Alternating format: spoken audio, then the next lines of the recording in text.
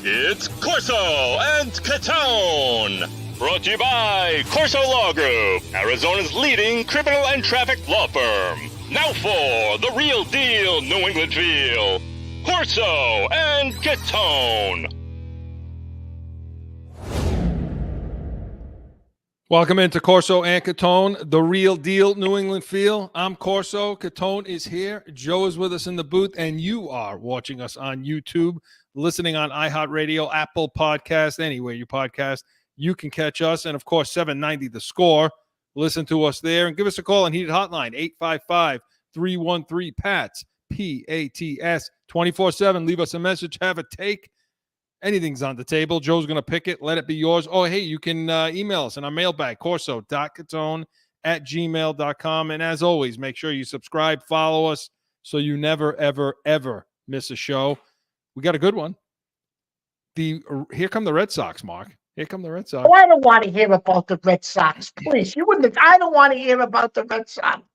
Here come the Red Sox. So we're going to talk about that in Yankees versus Red Sox. And, of course, Catone's comments. I think he's a little irritated tonight. So we're going to be hearing probably a good one. Oh, you're going to like Catone's comments tonight. You're going to have a couple of things to say about it. And we're going to go back in the week and weekly rewind. We got a lot going on this past week, including the Patriots playing preseason games. So, and we're going to go into our Olympic minute. A little bit of a scare happened. We're recording on Thursday. A little bit of scare happened in men's basketball today. So we'll get to all of that. Gentlemen. Hey.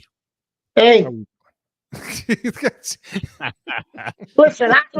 I got two computers that went down. I'm on a cell phone. I'm a little aggravated today. I just letting all the viewers know you may get some feisty takes today because Mercury's in retrograde. None of my electronics is working. So bear with Mark, and that's it. Let him know how he's doing. So let's talk baseball. We don't usually talk baseball first, but we're going to do that tonight. We're going to do it in Yankees versus Red Sox. Joe, let's have it.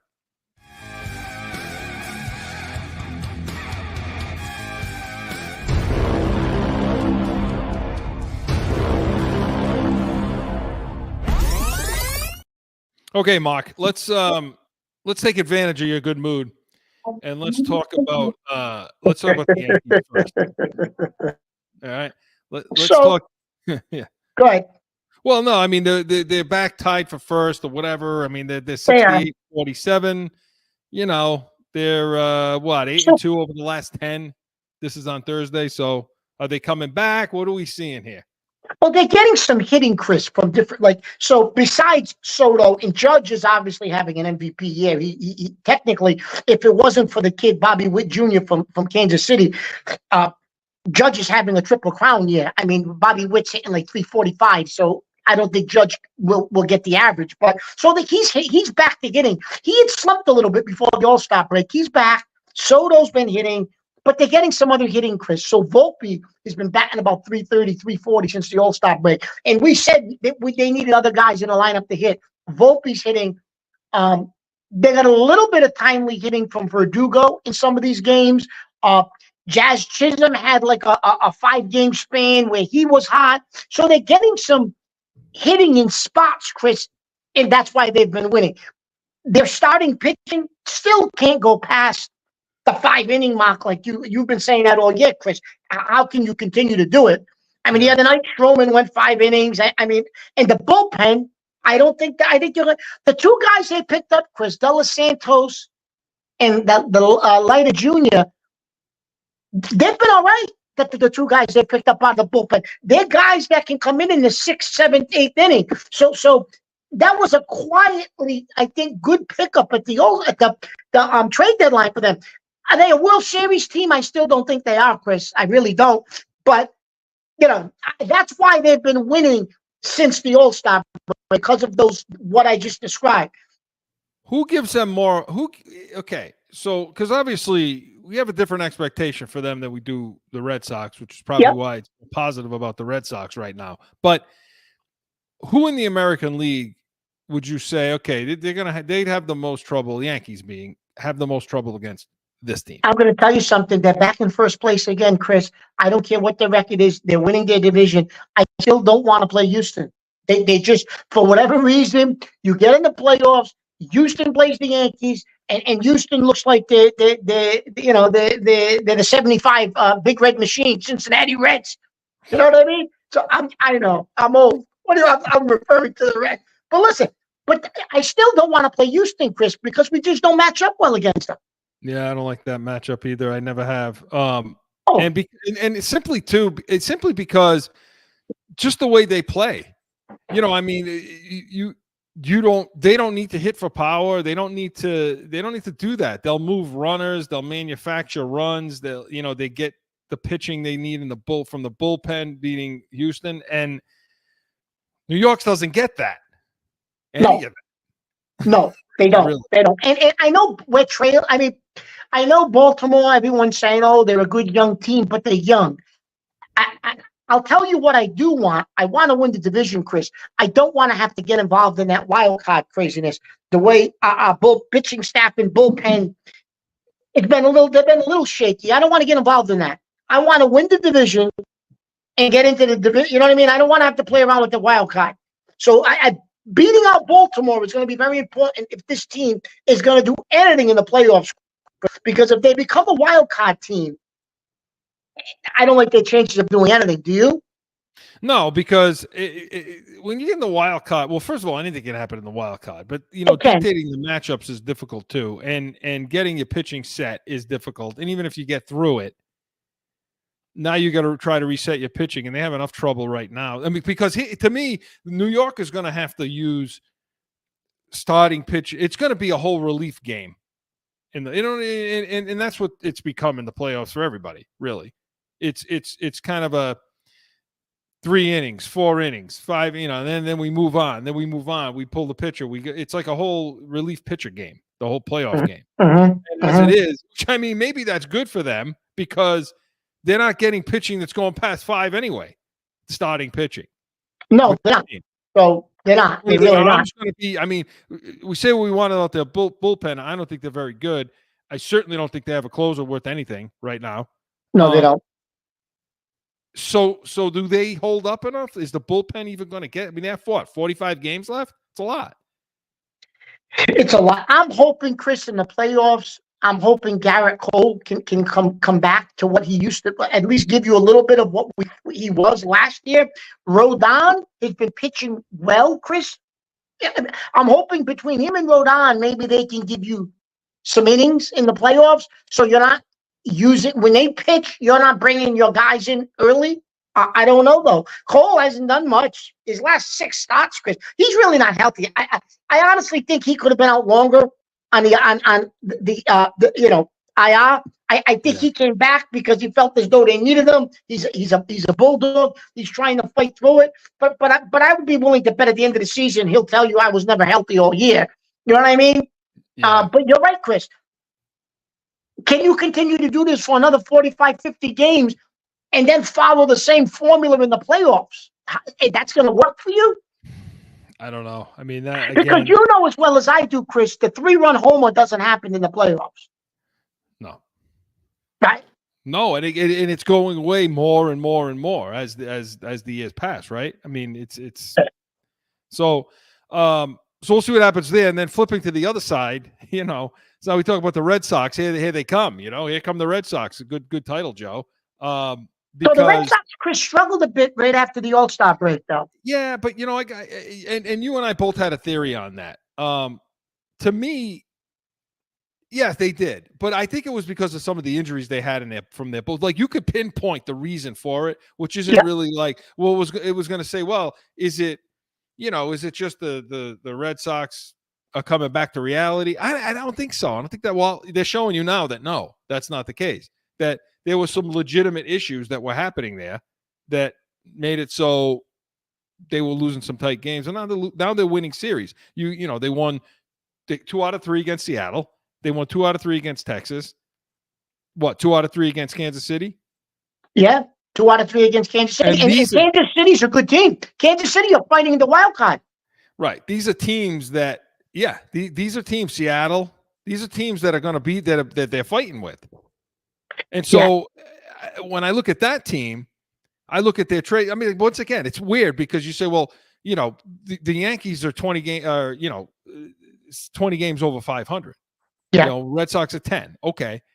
And you say, well, that's a huge difference, right? I mean, they're 6 out, the Red Sox behind, and all that stuff. The difference is the expectation for the Red Sox wasn't near what New York's expectation was, which is why Chris, it's so damn what did we disappointing. predict?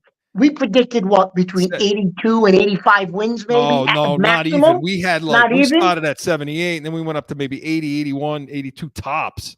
I said it's possible if they get the hitting. I said that maybe they can hit 84 wins. If they get the hitting we thought they would get, but we didn't think they'd get the pitching like they're getting.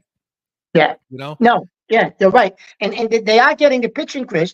And, they go get extra starting pitching at the trade deadline. They go get Paxton, who from the Dodgers, who they were releasing, which I didn't understand why the Dodgers were moving him. But anyways, he was having a good year. He pitched for the Red Sox last year.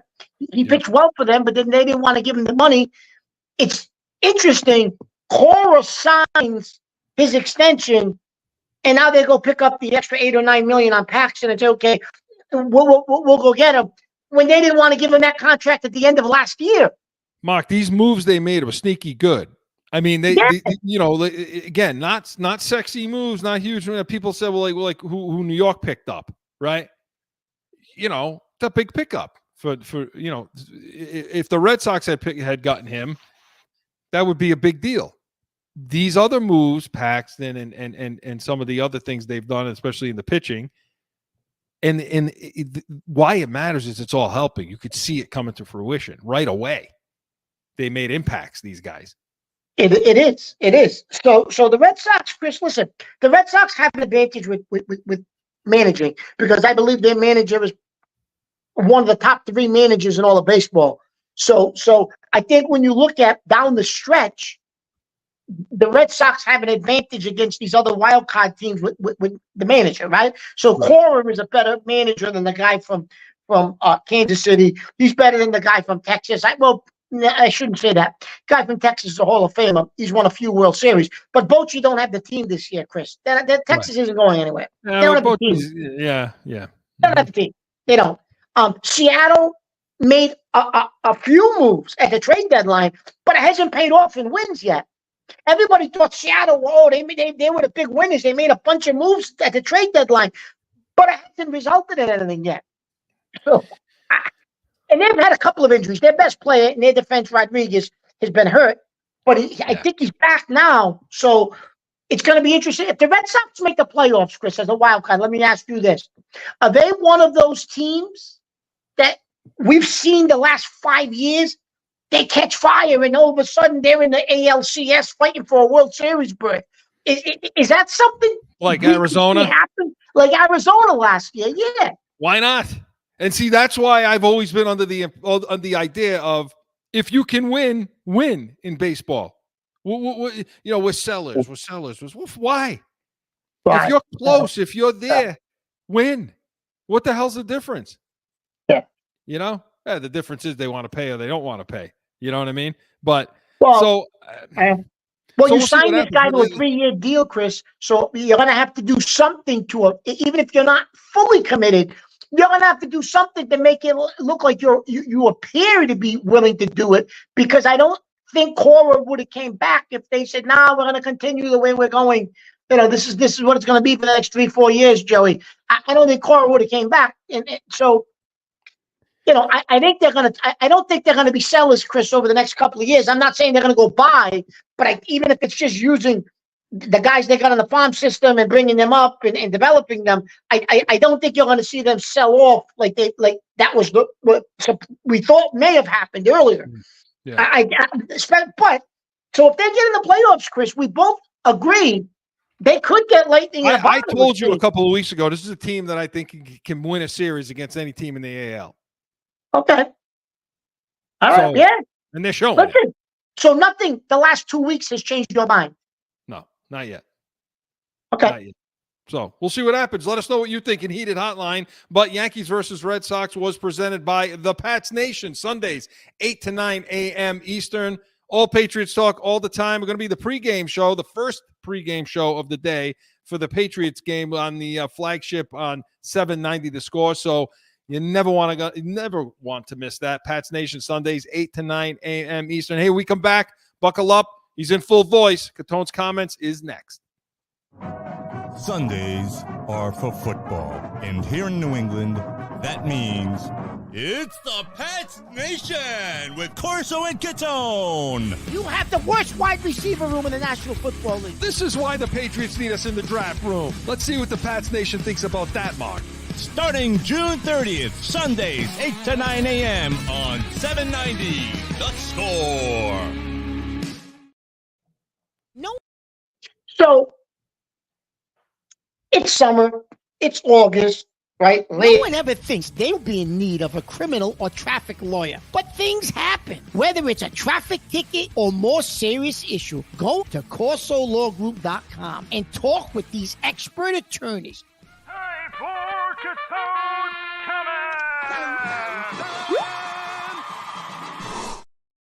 Wow, I thought I was the only one having problems. That was on over me. here. That was on me. That was Come on now. No, that was on me, pal. Sorry about that. Go ahead, Mark. Okay, so listen, you're getting into the dull days of August. And you know what I've had enough of? Barbecues.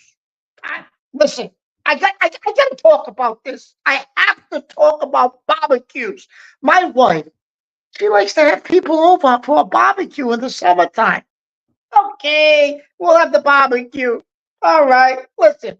Then you get all these people coming, more people than I want coming, because what do you need all these people for a barbecue?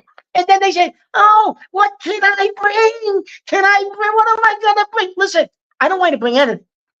Bring yourself. If there's a certain something you want to drink, bring that. I don't know what the heck these people drink. I'll provide the essentials, beer, wine, bourbon, whatever. But I don't know what these people want to drink, right? So just bring yourself. Show up on time. Bring yourself, and I'll supply it for everything else. That's all I ask you. Come for a barbecue. These people show up. Happy Thursdays. What the hell is a Happy Thursday? There was a can. It said Happy Thursdays. It was strawberry something. Who the hell? You think I'm going to supply Happy Thursdays? I don't even know what that is. So they show up, and then, you're going to start cooking on the grill, and then, I need something gluten-free. Gluten-free. I got hamburgers, sausage, hot dogs, grilled chicken. Gluten? Oh, I need gluten-free. Oh, I need something with low sodium for my blood pressure. What are you talking about? It's a barbecue. Now they got special orders. They got medical conditions. I might go hypoglycemic if I have too much bread. What? What are you talking about? Then my best thing. It's 97 degrees with 100% humidity. My wife tells me, "Well, go get some ice." Go get ice. I'm going to use coolers. I just put the stuff in the refrigerator to drink. Go get ice. The ice is going to melt everywhere. What are we going to get ice for? I don't need ice in this weather. Ice. You're going to end up in the house in 10 minutes because who's sweating, whose hair's all flopping from the humidity? They're all going to run in the house anyways. I don't need a cooler or ice for anything. It's 98 degrees. We're going to pour it down your shorts to keep you cool. I don't understand it. And then they come for these barbecues. They don't want to leave. They don't want to go home. You have coffee. You have dessert. They don't want to go. I'm looking at my watch. I'm looking at my wife. Are they going to go home? I want to get in and relax. I want to put some kind of sporting event on. They don't want to go home. They want to talk about whatever they talk. Listen, I'm a wonderful host. But then there becomes a time where it's time to go home. It's time you have a barbecue. It's nice. You drink, you eat, you do whatever. But you're going to go home at some point. I don't seem to understand. Go home. It's time to go home. I don't know about you two, but do you really like barbecues in the summer?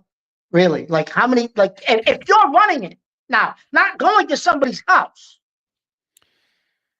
Well, there's your first mistake.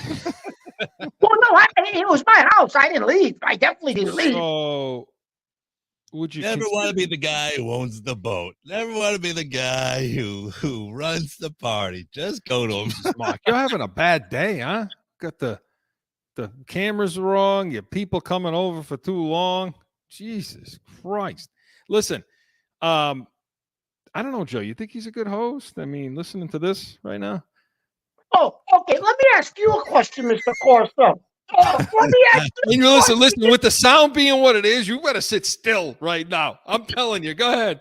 Mr. Corso, you love when people come over and stay for 9 hours. It's unbelievable, Joe. It's unbelievable. You did this on purpose. That's why you said in the opening, I'm going to have a lot to say about this, didn't you? This is why you said that. No, well, I'm just Well, saying. first of all, So, you've alienated everybody because now the people that heard this now, okay? That was, this isn't a private conversation, Listen, that was the point. That was the point. This was like the CATONE's comments with the bourbon. Remember the bourbon? What was it? The Canadian Mist? Yeah. Who sent that to us? Our favorite Steve from Colorado Steve sent me the Canadian Mist shirt. Mist shirt. You need to pull that out because they want to what? They want to put water in it and all this other stuff. Put it in a plastic cup. Anyway, listen? Who's coming over? Who are these people? Anyway, just so I understand. What is your list comprised of? Don't tell me. Listen, so she invited some family members, but then she invited some people, friends. I don't know what people she worked with. What do I know? I don't know who half these people are. Okay, so these are the people. So nobody really, I want to stop barking like a dog and get rid of them all. Nobody you really care to even see. Nah. That's another thing he just let everybody know, Joe. Yeah. Right now. Well, he's not making friends today. Okay, so you got. Listen, I will give you this: the hours and hours. Joe, is it something with our family? I think. Because look, I don't know if it's an Italian. I don't it's know an Italian thing. It's definitely an Italian thing. Definitely. But here's the thing: it used to be different. So when growing up, okay, it just felt different because it seemed like everybody would sit around all day, like forever. Everybody would just sit around and sit around. But the difference then was they kept bringing you stuff. So they kept bringing things out to eat. Like they kept bringing things out to eat or drink, or it just never ended that way. So therefore, it didn't seem like it was. Nowadays, it's not. Nobody eats like that anymore. So now it becomes just what are we doing? Like, what are we doing? Why are you people still here? Like, what is go? I'm with them, and I got family. They're all listening to this right now. Sorry, I don't care. Look, they come over. It's like 6 hours. Oh, yeah, 6 hours. 2 football games. Just to put it in perspective. What are you doing for 6 hours? I'm walking around. I'm like him. You start all the little, all the things that you, all right. That's one thing. Just start doing what the restaurants do. First you either turn up the heat or the AC, one of the two. Yeah. Then you turn up the music really loud so people get annoyed, and that starts getting people up and out. I listen, barbecues and cookouts and stuff. The leaf blower comes out, so all you hear in my backyard is this thing starts going, and I'm thinking, if that's not a message to get the hell out of my house. What are you doing with a leaf blower? Well, you get people outside, they spill things. You got to blow all the crap off. You get ants and everything. What's the matter? What do you do? What do you do? Just let the ants come and take all the food? No, but I don't do that while the people are still there. Well, if you want them to go home, you should. I'm going to try that next time. Take the hose out and start hosing people down. Just turn the hose on. I'm sorry. Yeah, start washing windows, get the Windex out. You got to do something. Listen, they deserve that, Joe. If they deserve that kind of rude behavior, if you're going to stay somewhere for 6 hours. Yeah, but how about? Do you have gluten-free? Do you have this, that? What are you talking about? I don't even know what that means. That's ridiculous. I don't know what that means. I don't know what that means. You go to people's houses and start asking for I don't do that, but accommodations. I can't talk because we have, I think it's a he- family thing. We have closed out every single party, Oh yeah, every yeah. restaurant, Yeah, closed they every close restaurant down, every party. We've been the we do. last people there, so I can't really Yeah, I close everything out. comment on that. And you're a tremendous pain in the ass with your with what you have to eat with your dietary restrictions. Oh my God! I don't bother people with that though. You know what I mean? No, but you talk about it a lot. Thank you. I just say thank you. I'm good. Yeah, but you talk about it a lot. You know, Joe's one of these guys, Mark. Now we're digressing. Joe's one of these guys that'll go to a barbecue, see all the garbage you're putting on the grill, and he'll start talking to you about all the nutrition things he read about and talk about. Yeah. No. Because then people ask me, oh, you want? I don't eat meat, right? For instance, and then they ask me if I want steak. I'm like, no, I'm good. You know, politely. Oh, well, how come? And then I gotta explain. It's like, well, don't ask me if you don't want me to explain. But I'm not one of those people who, like, you know, tell you. You don't pretend Mercury's in retrograde at that moment, do you? No. Mark, listen, you're right. I'm, you know, I'm in your camp on this. I don't want to see anybody. I don't really want to see anybody anyway. You know, I'm going to fill in my pool with cement. so nobody comes over. So the moral of the story, everybody out there, when you come to Mark's house, Mark, give me a number. Give me a time. What's the time? Hour, 2 hours? 2 hours. Coming over 2-3 hours, but 3 hours. But then, like you said, it turns into 2 football games. How about we call it 2.5? 2.5 hours. 2.5 hours. Get the hell out of Mark's house. You heard it here first. You heard it with Catone's comments. All right. Good stuff. Joe, who do we want this to be presented by today? I screwed up the last one. So talk. This is definitely from CORSO Law Group, you know. Okay. So Catone's comments was presented by CORSO Law Group, Arizona's leading criminal and traffic law firm. CORSOLawGroup.com. Allow us to be your voice. And we come back. Going to go back in the week. Weekly Rewind is next. No flipping. No one ever thinks they will be in need of a criminal or traffic lawyer, but things happen. CORSO Law Group is Arizona's leading criminal and traffic law firm. Their 20-plus years experience and attention to detail has helped thousands of people who found themselves in a situation in Arizona. Whether it's a traffic ticket or more serious issue, talk with these expert attorneys. CORSOLawGroup.com.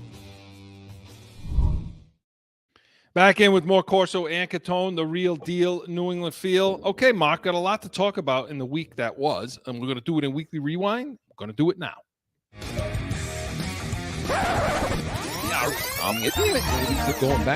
Going back through the week, about a Weekly Rewind. Okay, Mark. So I had to adjust things over the last couple of days because of what took place with the. We're going to talk Patriots. Okay, we okay with that? Yeah, that's fine with me. So wanted to talk a little bit about this Brandon Aiyuk situation. Okay. Yeah. Okay. So talking about what happened here, Patriots have been in on this guy for months now. They've wanted Brandon Aiyuk from the San Fran, and supposedly, Chris, they were on him from the draft.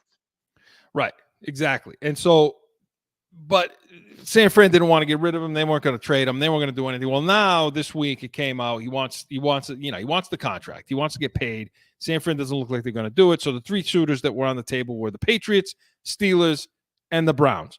And then you heard earlier in the week that the Patriots and Browns had a deal in place with San Fran, and basically it was going to come down to the money and could you get Aiyuk to sign the extension. So we got very excited, didn't we, Mark? Oh, very excited. We thought we were in good shape. And then what happened? Well, so then they supposedly offered the right package. San Fran accepted. Then it was up to them negotiating with Aiyuk a salary. It was between supposedly them and Cleveland, but no one has signed them yet. Yeah. And according to some local reports, the Patriots were the highest bidder. They offered in excess of $28 million per year. And Aiyuk declined, or I don't know if he declined, but whatever happened, the Patriots eventually said they're moving on from Aiyuk. So, Chris, They offered in excess of $28 million. Well, and there was other Tell our reports that viewers said if what that was- means anything in this day and age of the NFL. well, but and there were also reports that it was excess of 30 plus. It was 30 and Okay. higher. Okay. All right. Well, let's just say 30 or 30, Okay. in upwards of 30. Okay. 30, 32. What does it mean?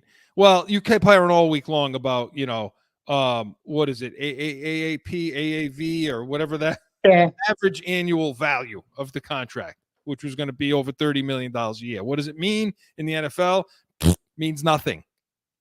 It doesn't really mean much because unlike all the other sports have guaranteed money, right? Baseball, basketball, your contract is what you get paid. That's it. And you're going to make it all. Well, in the NFL, it isn't so much. So the guaranteed money is what makes a difference. Now, I find it interesting, okay, that they don't release what the guaranteed money was. So you had guys all week that were up in arms, Patriot guys. For Adam Schefter, he's a Patriots guy. He's a national guy, reputable, good reporter, right? Well, he was a Bill guy. Is he a Patriot guy or was he a Bill guy? I don't know. Bill guy. But Mike Reese, also Harold, also a Patriots guy, a team guy, gets a lot. Good reporter. Good. I mean, solid. He knows his stuff. He got pretty upset this week because it was making it sound like he just reported that, he just got it from the team and nowhere else, and he's reporting it on ESPN, and you get pretty upset about that. So I don't doubt that he got his reporting from wherever he gets it from, multiple sources and so on. But the question really is, why don't we know what the guaranteed offer was, Mark? Because that's what matters to these guys. How much of it is going to go into their pocket? And it matters to the owners. Well, because Chris, you and I estimated it probably was going to take between 65 and 75 million guaranteed to get this guy, maybe a little more than that, maybe 80, 60. But we thought, based on what Chase got in Jefferson, we figured between 65 and 75 guaranteed, right? Probably closer to 75, right? Yeah, because Tyreek Hill got 55 guaranteed, and Jefferson got 80. So it was probably going to be in the 60s somewhere, or it may come out at whoever gives it to him. You and I have been saying this for years, and they kept blaming Bill. There is no way that Robert Kraft is going to give somebody $65 million of guaranteed money. He's just not going to do it, Chris, because that's real money. He's not going to do it. The $30 million a year, you can play around with that, the way it works, the way you spread it out, the way you do things. He wasn't giving him $65 million guaranteed up front. It just not. He's never done it in the history of the franchise, Chris. My guess is he probably offered him 30, maybe 40 guaranteed, maybe 40. He never got into the 65, 70 million range, Chris. There's no way. Because listen, like that old adage from the old WWF wrestler, the $1 Million Man. Everybody's got their price, right? Trust me, Chris. If you wanted to overpay, Aiyuk had a price too, is my guess. Yeah, look, I agree with that wholeheartedly. You want the guy here, you can get him here. I mean, that's it. You can get him. There is a number that will bring him here. So, but now the question becomes this: okay, is it they're cheap, or is it that it's because you heard Colin Cowherd this week talk about the destination? It basically saying Aiyuk said no. That's the reporting. The reporting is that Aiyuk said yuck to the Patriots. Yuck. He didn't want to, so it had nothing to do with the money. He just wasn't. He did not want to be a Patriot. That's the reporting. Okay, is that he looks at the Patriots and says, yuck, I don't want to go there. Who the hell? Why would I want to go there? So the question I have for you then is, and I want to hear from. We're going to hear from Jerod Mayo in a minute on this. But what would you rather have if you because everybody's saying, well, it's not the money. It's not the money. It's not the money. They were willing to give the money. They were willing to give it. So it's not well, if you're the ownership, right? Wouldn't you rather it be the money issue that is being looked at to say, well, they're not giving me enough, so I'm not going there, versus the yuck factor I don't want to go to New England because it's a train wreck, it's a dumpster fire, it's a bad reputation place, it's all those things, like it's a bad stench, like Cleveland used to be. Which one would you rather have? I definitely would rather it be. We just didn't, give out a good enough offer. We didn't give him the guaranteed money he needed, because Chris, that's a real bad look if he just says, nope, absolutely not. I'm not interested in going to that place. Right? If that's what happened, well, now that's probably now, I don't know, Chris. Ridley during free agency was another question of, was he just not didn't want to come here, or was that the money? Because everybody claimed they offered Ridley just as much money as the team that he signed with. So is it the money, or is it that people what is the draw to come to New England, Chris? Is there a draw to come to New England? Is it that they want to play for Jerod Mayo? Like, what's the draw to come here? Seriously. Look, I don't know. There isn't one. That's the point. There isn't one. So you have the stench laid over from. See, now say like what this is. See, I heard all week too that no, you'd rather it be the fact that people don't think you're cheap.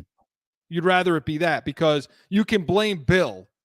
Yeah, you can blame Bill for it being that issue of it's a bad stench. But Bill's not here anymore. Right, exactly. He's not here anymore, and that shroud should lift. I mean, given what Jerod Mayo has been like, okay.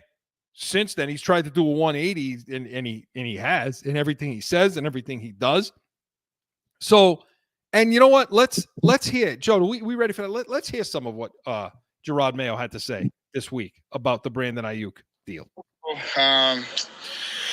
all of you guys want to know, one thing I did learn from Bill is I don't talk about players on other teams. So just let me go ahead and say that now. But I remember as a player, I appreciated that. I appreciated that the only opinions that mattered were inside the walls. And so I'm still trying to apply that now going forward.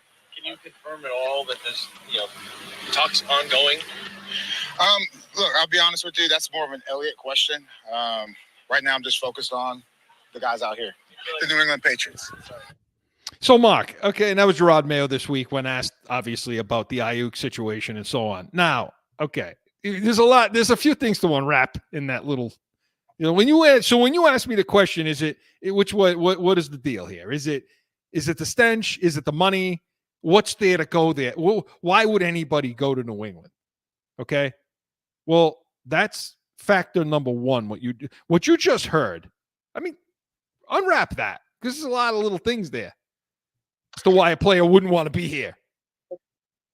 So, first of all, Chris, now all of a sudden he's taking something from Bill. Now, one of the things I took from Bill was, really? Now you're going to say that you learned this from Bill, when he's tried to isolate himself from Bill totally since he's taken over the leadership of this team. Now he's implementing a principle that Bill always put in place. I don't talk about players from other teams that are on other teams. Really? And then I'm just focused on the Patriots, the players that are out here. That was always Bill's line. Well, I'm focused on the guys that can play. I'm not worried about guys that are injured, guys that are on the team, guys that whatever, right? But so now all of a sudden he's going to use those lines, Chris? Well, yeah. You know what else I took from that little statement right there? The first one. One thing that I did take. See, I break all these little stupid things now. See, you know what it is? I'm a Bill guy. Oh, I know that. That's clearly you're a Bill guy. Clearly. So I'm not hiding it. I'm a Bill guy. And by the way, we're recording on Thursday, so I'm looking at this game. As we get through some of this preseason game with Carolina, I'm going to throw a couple little things that are happening out there. Like, for example, they're playing Lowe and Okafor at tackles right now. Left tackle is starting off with Lowe, and right tackle Okafor. Dietrich Weiss had a sack to start the game, 3 and out for Carolina. So, I mean, Brissett is starting the game. So, okay, everybody. Carolina would win one game in the SEC, for crying out loud. So, deep shy. By the way, Thornton, he did a deep ball right down the sideline to Thornton. No separation. Incomplete pass. Anyway, so getting back. You had to throw that tidbit in about Thornton, didn't you? He sucks. There's no separation. There's a little bit of separation, but So getting back to the mail line, one thing I did take from Bill. So what are you saying? You took nothing else from him? That's how I heard that. Well, I heard that. I agree with you. That as a slap in the face to Bill. Yes, I agree with that. Anything else from Bill? You got to take. No. You should be taking a lot of things from Bill. But anyway, yeah, I don't talk about the plays here. But what about all the giggling? Every time I hear this guy talk, okay, I hear giggling and laughing, like that nervous giggle stuff that I don't know what the hell that is. That is a nervous. I think that's like his nervous twitch. It's a giggle when he speaks because I still don't know if he's 100% comfortable, Chris, in front of the press. He acts like it's he's taking a different approach with the press than Bill did. But I don't necessarily know if he's totally comfortable answering questions and being up in front of a press pool and answering questions either. You know what I mean? So strike two in my book. Strike one was the whole. You're already on strike two. Strike two was I'm just talking preseason strike two. There'll be a lot of different times at bats this season. But I'm saying strike two because strike one was the Judon mess. Okay. Yeah. The way he handled it during practice. This is strike two to me. You have to command respect. Get your giggling nonsense out of there. And then on top of it, you're either gonna command respect and be the guy, or you're not gonna be the guy. Because then when they press him a little bit, he says what? He says, well, that's more of an Elliott Wolf thing. Yeah, then he passed the buck. Yeah, he passes the buck on to Wolf. Well, that's more of an Elliott Wolf thing. Okay, fine. And I guess it was. I guess it probably is an Elliott Wolf thing. Then say that. Then say that from the beginning. Come out there and say, I don't know. I have nothing to do with this. This is none of my concern. I don't deal with that. That's I coach. I'm the coach. I coach. You say I'm the coach. I coach. I don't know anything about personnel. Whoever. If our front office is trying to work out something, I'm not involved in that right now. I'm focusing on my team. I'm focusing on the first preseason game against Carolina. Come up with some kind of a better answer. You're right, Chris. So the answer to that question is two things can be true.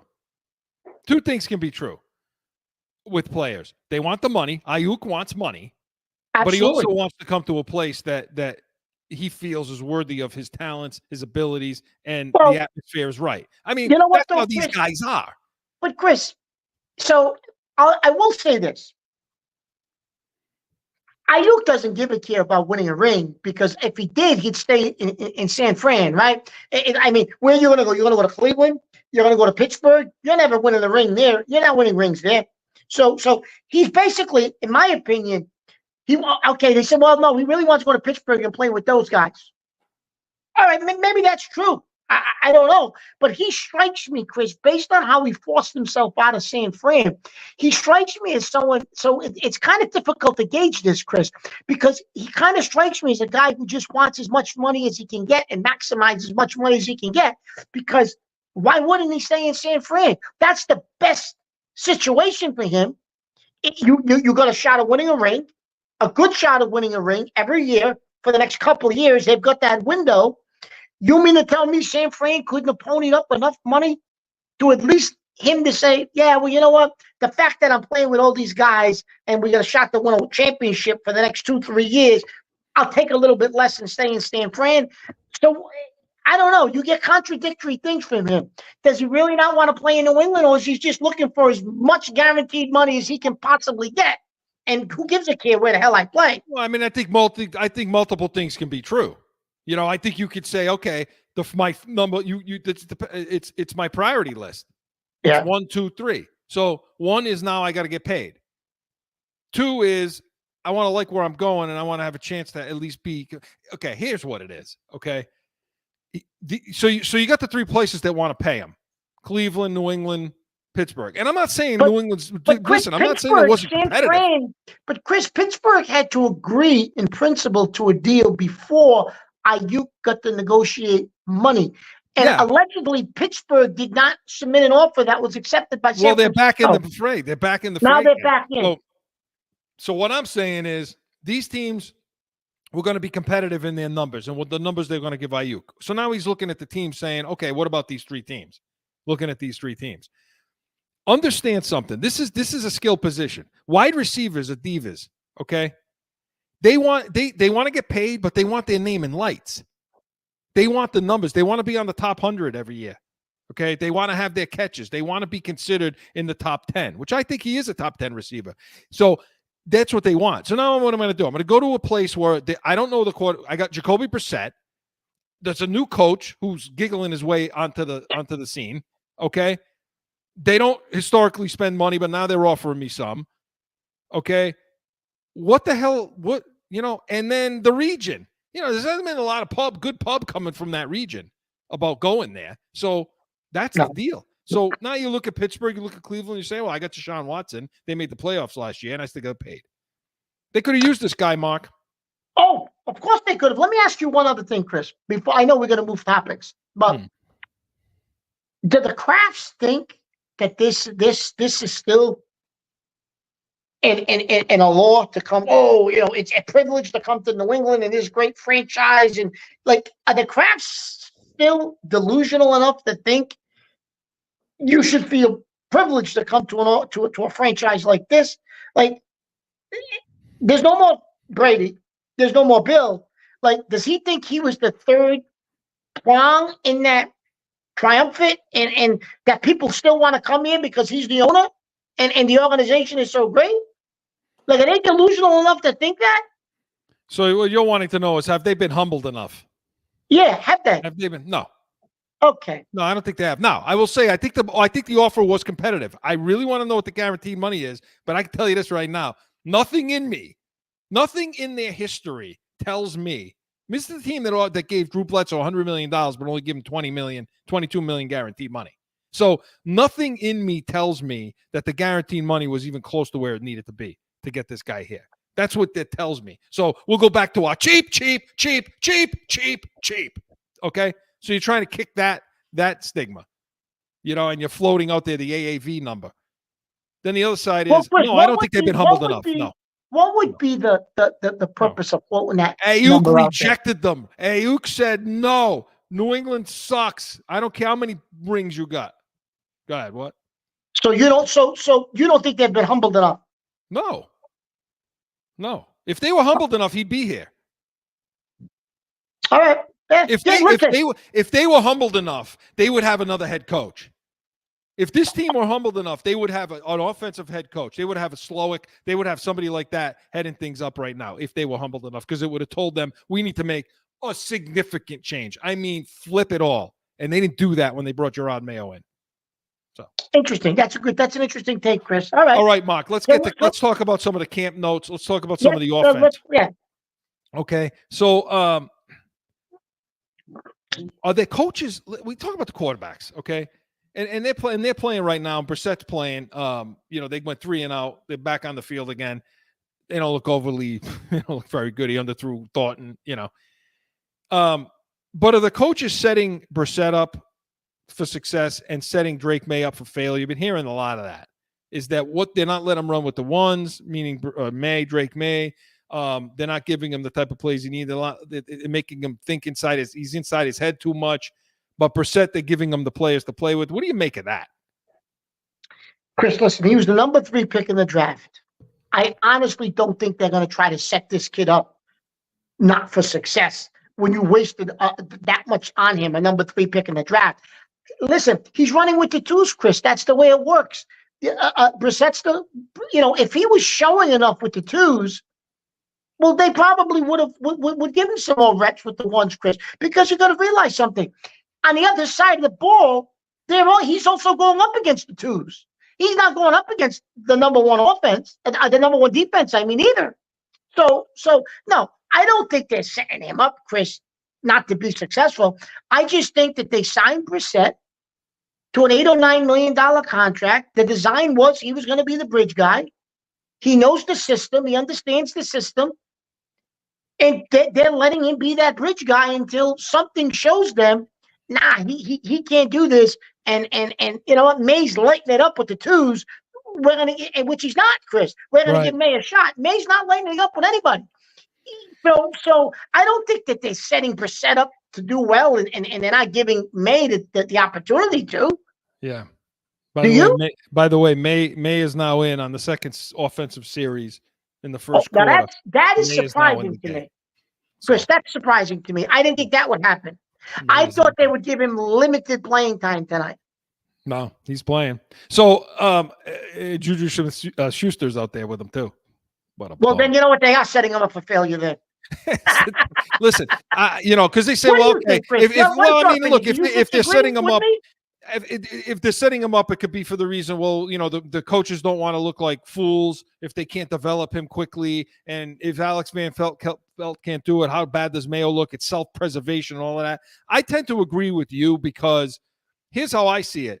If it were a situation where operationally, and when I mean operationally, getting in and out of huddles, doing these kinds of things, right? Not having to rehuddle, being so much thinking about what needs to be done that your athleticism can't shine through. And that's all kind of pre-snap stuff, and that's what's happening with May right now. So it really doesn't have anything to do with who's around him, who's playing with him, around him, and against him. Because don't forget, he's going against the twos also. So, yeah, it's all relative, That means he should look even that much better, So I think it's such a learning curve right now for him that he can't run an NFL offense yet. And it's all pre-snap stuff that why would you put him with the ones? Look, if he was doing it, if he understood it, he was crisp, commanding, getting him in and out of huddles, understanding the play calls, making the right reads, and you still was sticking him with the twos, then yeah, I would say. Yeah, then that's a problem. Yeah, I would agree with that, Chris. I don't think. Listen, you wasted the number 3 pick. Well, you didn't waste, but you spent the number 3 pick in the draft on him, Chris. You were going to give this kid, especially after what happened with Mac Jones, you're going to give this kid every opportunity and all the support you can to make this kid successful. They have no intention of starting him this year, so they're not going to push him. They're not going to rush him. They don't have to, Chris. They have no intention of playing him this year. Yeah. So I think it's fine what they're doing with him right now. Now, talking about the receivers a little bit. Now, in this game, you're seeing Drake May come in, in right early in the first quarter. It's pouring rain out, but pouring rain out. Okay. So far, he's gotten them a couple of first downs. He's sharp on a couple of throws here and there. I don't know how much you're going to be able to make from this game. I'm going to be honest, but a lot's going to be determined what happens next week when they go against the Eagles. When they practice against them next week, when they go joint sessions. And by the way, tune in tomorrow to the Pats Nation. You're going to get a lot more detail as to that and some of the breakdown with these guys. But with the receivers, Mark, looking at the rest of these guys, a couple of guys, Butte is now coming on. Now he is. So he should see a lot of time tonight, too. I'm hoping he sees some time. Chris, listen, Butte, you and I keep saying it. If he gets the playing time, Chris, we think that the kid has an opportunity to be something when you look at the rest of this roster. Rieger has had a good couple of days. So does Rieger kick over? Because Bourne's going to be on the IL. Does start the season, the PUP list. Does Rieger, like we keep talking about, go over to the Slater spot, allowing you to keep Butte if Butte pops? Yes. If because Butte is continuing to pop over. Because Chris, you got 4 or 5 weeks without Bourne, right? Yeah. So and the offensive line is still a problem. So that's something else we're going to look at in this game. Because Chris, let me ask you a question. I hate to bring this up to you. Because Jake Andrews is out for the season now, the backup center. So now you got Leverett is playing backup to and we like Leverett, what the work he was putting in. So now they're going to have to probably use him. Chris, David Andrews started tonight, by the way. Chris, you know who is, and you're not going to like this. You're going to yell at me. You know who's had a 50-50 camp so far? He struggled at times. He doesn't look like a top 5 corner in this league right now. Yeah, Gonzalez. Gonzalez has not had a great camp, Chris. No, it's been okay. It's been okay. No, it hasn't been that great. Camp. No, it's been okay. Huh? No, I'll agree. It hasn't been great. He's not. He's losing some one-on-one battles. This whole anointing him, I think he needs to get that out of his brain. You're not just going to be anointed. And Mayo did call him out a little bit too on that. I will say that. That Chris, there's no anointing. I'm going to go back to our original premise about 2 weeks ago. There's no Bill to coach him up either. No, and that's the other thing. We'll see. Well, time will tell on that situation. And then there's the other side of the field. The other boundary corner is getting competitive. It's getting competitive with Wilson and with DL and with Wade and Austin and these guys. They're competing. DL starting to come on, so we're going to see what happens on that side of the ball. We're going to watch this game tonight a little bit, see how defense has been doing fine so far. They've been getting a lot of pressure on the quarterback. Chris, Anthony Jennings is having a real good camp. He is, and he had some pressure tonight, as well as Dietrich Weiss had a sack so far in this game. And but again, defense is always going to be ahead of the offenses, and Carolina isn't playing Bryce Young. I mean, they got their things happening on the other side of the field. Next week will determine stuff. They're saying Bennett. I hate to say it, but they're saying Bennett is having a fantastic camp. I can't go there, Mark. Bennett or Bentley? Bentley. Sorry, Bentley. My bad. Listen, I can't go there. Bentley's going to be an all-pro in this new scheme they're going to run, an all-pro. Imagine him as a pro bowler. This defense is going to have problems, Mark, without Bill. You and I have been the only two who have been saying it, I think. Yeah, they're going to have problems. But the defensive line looks pretty good tonight. Quality looked pretty good so far. Weiss is okay. I wonder if Judon sees any playing time tonight. They're going to pay him. Yeah. And that's going to be strike 3 of camp. So all good things. So pay attention to this game tonight. We're going to be talking about a little more next week when they see Philadelphia on joint practices. A lot to tell from there. But Weekly Rewind was presented by the Pats Nation. Sundays, 8 to 9 a.m. Eastern. Make sure you get on all of our Patriots talk. We're going to be more detailed on quarterbacks, everything else. So make sure you tune into that on Sunday mornings, 8 a.m. Eastern. Hey, we come back, going to have a little bit of Olympics talk. No flipping. Sundays are for football. And here in New England, that means it's the Pats Nation with CORSO and CATONE. You have the worst wide receiver room in the National Football League. This is why the Patriots need us in the draft room. Let's see what the Pats Nation thinks about that, Mark. Starting June 30th, Sundays, 8 to 9 a.m. on 790 The Score.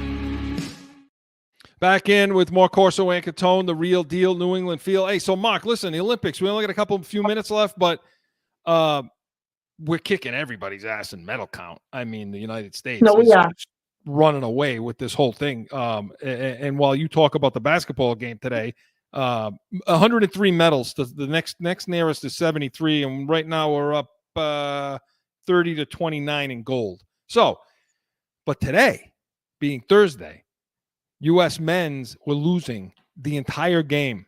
They were down 17 at one point, Chris. 17, and coming into the third quarter, they was going into the fourth quarter was a 15-point game. Going into the fourth quarter, and with Jokic and company, and I was like, "This is it. They're going to lose this game." And then Curry took over 35, 36 points. He scored. He was 1 point away from the Olympic record. Right, 36 points he had, and Durant had a good few minutes in the fourth quarter. But Durant took over in the fourth quarter late, Chris. He had a few good plays. But listen, we talked about before the Olympics, Chris, who's going to be the man when they need it. Once again, wasn't LeBron. Curry, give me the ball, just like he did against the Celtics in the championship. And I don't know if Curry gets enough credit for that, Chris. Curry took over the game. And if they need him in the gold medal game, Curry will take over the game again in the gold medal game, because that's just who he is. He's one of those guys.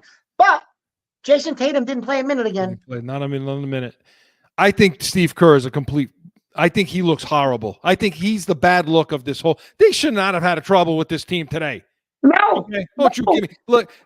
And if they lost, Chris, my God, what does that team got other than Jokic? Nobody. No, they weren't running out on threes. They weren't defending well. They weren't fighting over screens. His player combinations out there, his rotations are bad. Durant was ice cold the entire game. Won't touch anybody else. I think Steve Kerr sucks. That's what. But Chris, so I was saying this earlier to my son. He said, I can't believe Tatum didn't play. I said he couldn't play him today because your whole reasoning not to play him the last time you played Serbia was about matchups. Right. So if it's about matchups, how do you play him today? You're going to put him in there today and he scores 15 points? So that was for him to save face. He wasn't putting Tatum in today because it's matchups again. So we'll see what happens we'll see what happens today. They're playing against France for the right? Is it France? They're playing. It's France. They're playing in the gold medal game the against gold France. medal and wrapping up the Olympics. So Corso and Catone was presented by the Pats Nation Sundays, 8 to 9 a.m. Eastern. All Patriots talk all the time. And make sure you get on. Listen to all our shows. They're up for you to watch, listen, subscribe, give us that thumbs up. Come back next Saturday, noon Eastern. We're going to break down that Philly week. We're going to talk this whole preseason. Catone's comments, anything you bring to the table, we will be ready. We are Corso and Catone, the real deal New England feel. See you next Saturday. Now find Corso and Catone on AM 790, The Score, iHeartRadio, iTunes, wherever you podcast. Or subscribe to the YouTube channel and catch the chaos every Saturday at noon.